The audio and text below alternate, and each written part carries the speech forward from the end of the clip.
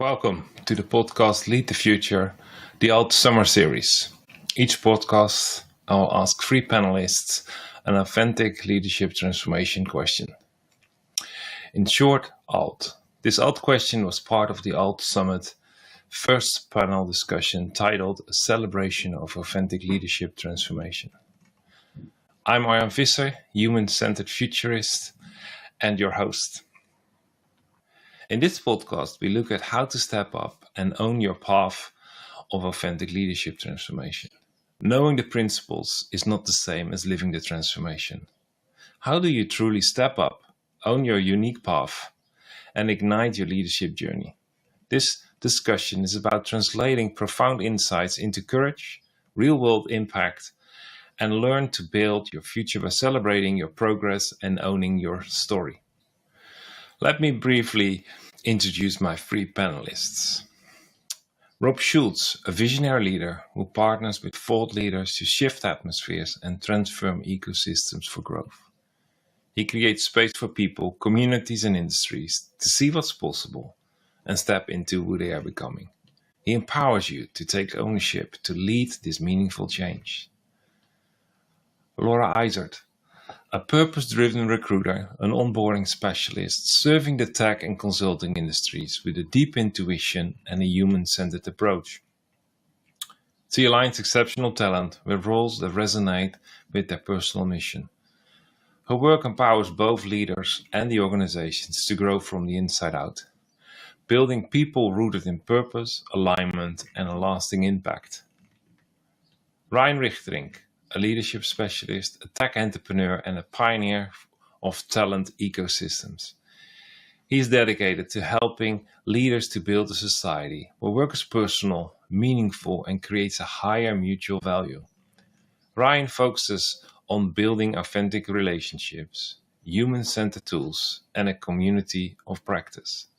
He leads the change in shaping thriving, forward-focused, talented ecosystems. How do you step up? How do you own your own path? And what do you celebrate in that path?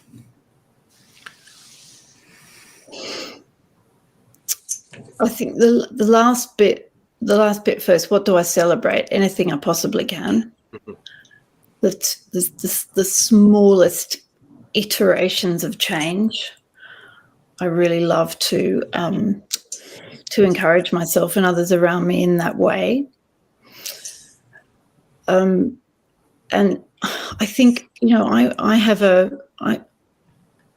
don't see why we can't not just lead ourselves and a few others around us, but actually transform atmospheres. I don't see that as a vision that's too grand. I think if we as self-aware, authentic leaders are not that ambitious, we're potentially doing a disservice to the people that we lead. So, I do like to look at every internal wrestle that I've got through. I see it all as an invitation to rise.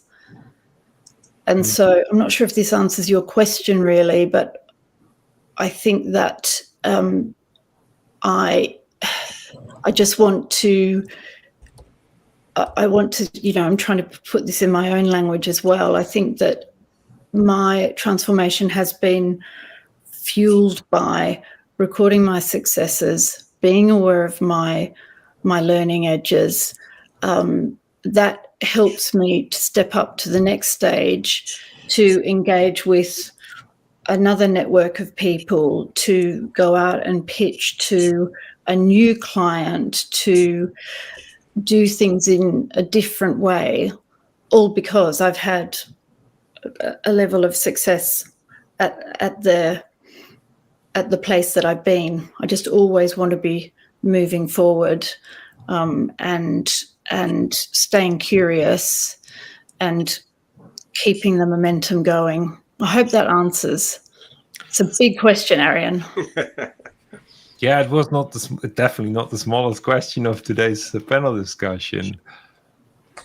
Well, no, I think it's something really essential you say, because what I hear between the lines is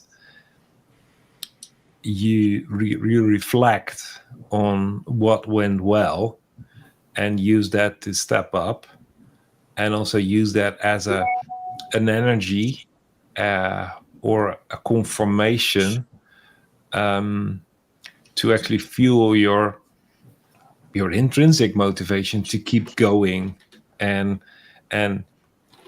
aim higher based on the vision you have and the perspective you have. And like you said in the previous answer, you cannot hold back. The people deserve that you aim high and have a healthy ambition, because they benefit from you leading into that healthy. I think that's it. You're giving others around you permission to keep moving forward, or always moving forward, knowing that there will be risks, knowing that you will make yourself vulnerable, knowing that you may have to say, I'm sorry, I've taken us to a dead end. All of that is important, and I would say quite successful leadership. And that's what fuels everybody around you, by just keeping on that trajectory of risk and humanness and self-awareness. Yeah. Ryan, what would be your stepping up and owning your own path?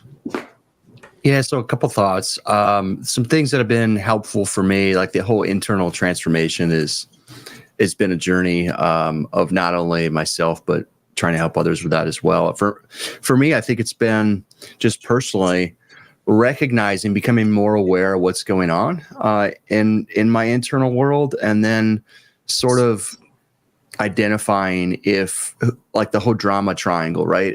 With who's the victim, who's the victor, and who's the villain, and in terms of my internal voice and how I'm managing my inside. And so it's shocking when I come to realize that I'm sometimes my own worst. I'm my own villain in terms of my inner world sometimes. And so recognizing that and actually putting a label to it, I think is it's a good prompt for me to start making those recalibrations and adjustments. Another unlock that's been helpful for me in terms of like future activity kind of stuff is conceptualizing things in terms of not just a long-term plan, but as a short-term experiment. So there's less risk, mental risk, thresholds associated with an experiment than, a long-term plan that requires a level of certainty and commitment that oftentimes we don't have context and data to pursue. And so that's really helped me. And I think some others sort of recontextualize forward momentum. And then the other thing in terms of that's been helpful for me is I've been on, I've taught commercialization and business plans, so I'm very, very pro plan, and yet I've been on a journey of also partnering with the promise, and this sort of this goes to your question of the joy and fueling ourselves with joy. And so when I find when I'm partnering with the plan, I can celebrate every incremental step, and yet what I'm still learning and trying to improve upon is in partnering with the promise is to actually celebrate it before it's realized. And so those are sort of two different self-leadership things that I'm actively working on and I think have been helpful. That's a great example, partnering with the plan, partnering with the promise, the difference between those and the essence that actually celebration has. And, celebrating progress in a plan is easy to forget because you start to do, actually, you're your own worst critic, which means you condemn yourself for making mistakes, knowing that in the promise, the mistakes are actually the small micro experiments where you learn the most from. And at the end of the whole journey, that made the promise to become received. So yeah, the paradox in those things. I like it. Oh, Rob. Yeah. So how to step up and own your path of authentic leadership and transformation. I agree with everything that's been said. I think one of the thoughts that struck me, like as somebody that has received coaching and somebody that gives coaching, you know, I really believe that we have what we need inside ourselves. But I think what we mustn't do is fool ourselves into thinking that we can always see that, or that we have all the tools to access that. And often we need to reach out to other people, whether that be a therapist, whether that be a business coach, whether that be a friend and a peer, that like, yeah, it's all inside you, but that doesn't mean that you know how to mine it and that you know where it is. So be vulnerable and accept help from other people to help you find what's inside. And I think as part of that, as Laura said earlier, you know, being part of a community, and I think one of the things which COVID has certainly taught me, I think we had a paradigm. So many people might have been involved in a community pre-COVID. You know, it might be a social club, it might be a sports club or a gym, it might be a church, it might be anything. And it's very easy to slip into a situation where that thing almost becomes like a one-stop shop, and you expect it to provide all of your needs. And actually realizing, for a start, the self-realization, actually, I've abdicated some of my own responsibility for my own development to somebody else, and I need to take that responsibility back. And realizing it's unrealistic and unreasonable of me to think that this one organization or this one person or whatever it is going to meet all my needs. And actually, it's not healthy. So I can get this from here, and I can get this from here, and I can give this over here. So I think being part of multiple communities that feed you and where you feed them, because it has to be two-way, are constantly asking questions. And I think we talked about celebration, which is great. And I think just to be clear, hands up, like, I don't like unfinished tasks. I hate unfinished tasks. Some people can go to sleep on a pile of unfinished tasks. I'm not one of them. You know, some people can go on holiday and check their email at the beginning of the day and then go on the beach. I'm not one of them. I wish I was one of them. I'm not one of them. So I like everything to be finished and the box to be ticked and the email to be sent and everything to be done. Are you German? Well, we have a community for that. Yeah. But I'm learning to celebrate your journey, and like Laura was saying about, you know, what I've learned since last time, you know, not just celebrating the outcome, but celebrating how you got there, celebrating your progress so far, celebrating what you've learned, and I think a really key thing, like celebrating your relationships, like the people that are in your life and what they bring to your life and what you hopefully bring to their life. And you asked about sort of defining breakthrough. I think some of the key breakthroughs for me, listening to my children, that's a big one, because they, you know, spend time with me and they know what I'm really like, and so that's been quite humbling and interesting. But I've got a lot of insights from them, and I would say, and some of the key, obviously, you know, some of the greatest decisions of my life, you know, saying yes to marrying my wife, or, you know, or things like that. Great yes decisions, but actually some of the defining breakthroughs I've found have been when I've said no to things, especially when great opportunities have come and I've just looked at them and weighed them and thought that looks fun, that looks important, that looks good, but actually it's not for me. It's not who I am, and I'd be doing it for the wrong reasons. And so actually I have to say no. And I found that they've been, when I look back and think of some of the best decisions I've made, it's the older I get, the more of them are no's. things that I said no to. So I think that's a big part of how you take ownership, is you say no to the wrong things. Yeah. And say yes to the right things. And say yes to the right things. And there's a lot in between. Yeah. And it's not black and white, and it's not immediately obvious, but sometimes that something could be a really good thing, but it's not the thing for you now. And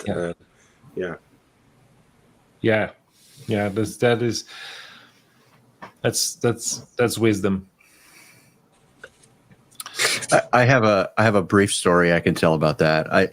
20 years ago, I was getting into real estate, and I was so frustrated. This goes to what you're talking about, Rob, with your wife and your kids being such an integral sounding board. And my wife, God bless her, she would say repeatedly, right thing, wrong time.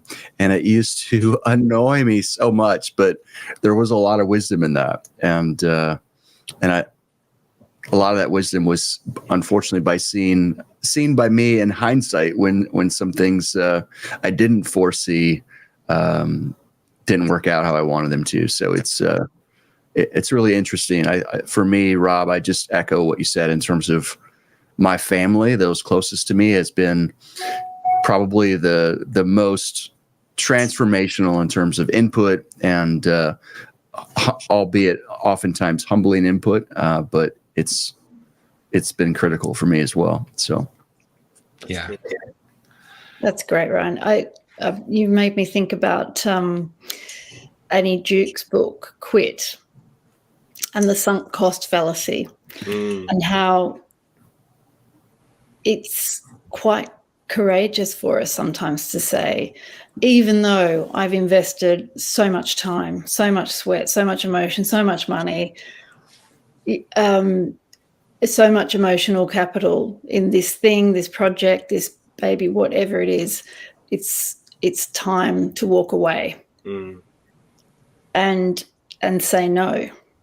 I've been saying yes, but now it's no. That's such self-awareness. And Ryan, I love what your wife said, because there's a suggestion in there that maybe you'll get it another time. Maybe there's another season for this opportunity. It's not no forever. Yeah, it's just no for now. Yeah, I had a situation like that about a year ago, and a friend approached me about an organization, and I was basically asking me to help them lead that organization and become employed, and it's lovely when people ask you those things, and they want you alongside them, working with them. But actually, I spoke to Arjan about it. I spoke to several friends, but I knew in my heart, and I went back to the person and said, I'm going to have to say no to this opportunity. Thank you for it. But I said, I feel underlying what you're asking is, will I come alongside you?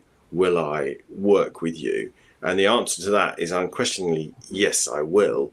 But actually, that's not the vehicle for it, because the thing you need is actually much bigger than what you're asking for. And actually, I can be part of that. And I think just having the bravery to say, no, that's not going to work in that way. But there is another way. And that can be a timing thing or just finding a different vehicle. But yeah, the bravery to say no when a good opportunity comes, I think is really, really important in your self-development. The dialogue doesn't end here. It's your invitation to continue the journey. I invite you to engage with your own insights below, or to step directly into the Alt Forum with us. The Alt Forum is our weekly thought-provoking space for forerunners, forward-thinking leaders, and pioneers who are ready to catalyze their authentic leadership transformation. I will share how you can experience this powerful forum first and decide later. Just use the link in the description, alt.businessrevivalists.com/forum, to just book your first experience. At the end of this episode, I want to share my personal gemstones. First one I wrote down is that every internal wrestle is an invitation to rise. Laura redefined struggle as elevation. Rather than shame or stagnation, wrestling becomes worthy. It dignifies the inner journey and reframes difficulty as a fuel for leadership. The second one is celebrate anything you possibly can, especially the small iterations of change.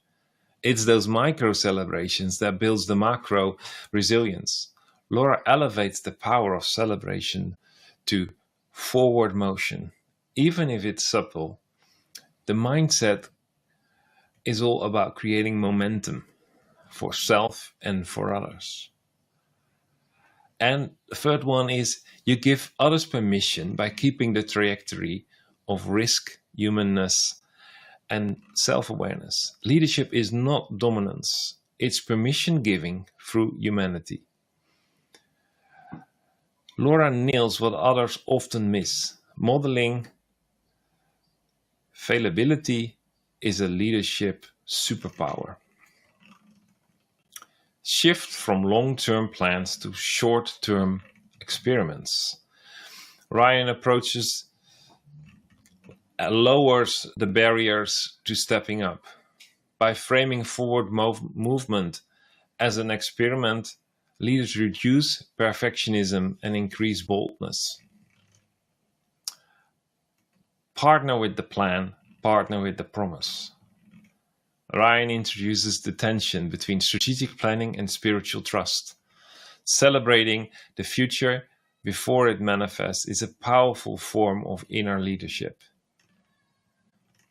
Rob continues by saying that you have to celebrate unfinished progress. You have to celebrate relationships, celebrate what you have learned.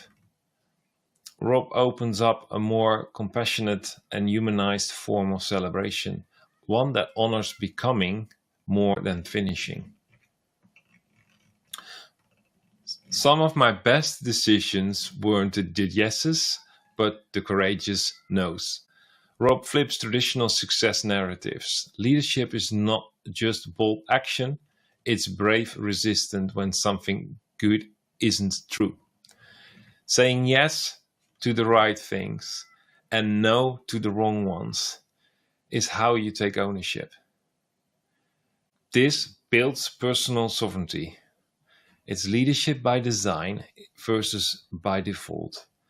And it's the ability to discern what is for you the right thing versus what could be good for others. And I really want to highlight this one because this is pure wisdom. Saying yes to the right things means saying no to what's good. And that's how you take ownership. I want to thank my guests, Rob, Laura, Ryan, for their deep insights, their openness and their vulnerability in our discussion. And I really want to thank you for tuning in. And I'm really looking forward for your wisdom, your insights. Please share them and step up. Join the Alt Forum with us. Experience it first before you make up your mind. Decide later. We call that if this is your right fit. But experience it first. Just use the link from the description, alt.businessrevivalist.com/forum to book your experience.